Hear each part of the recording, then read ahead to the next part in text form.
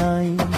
দুর্নীতি রুখতে, সমাজটা গড়তে, দাড়ি পাল্লা মার্কায় হবে আজ লড়তে।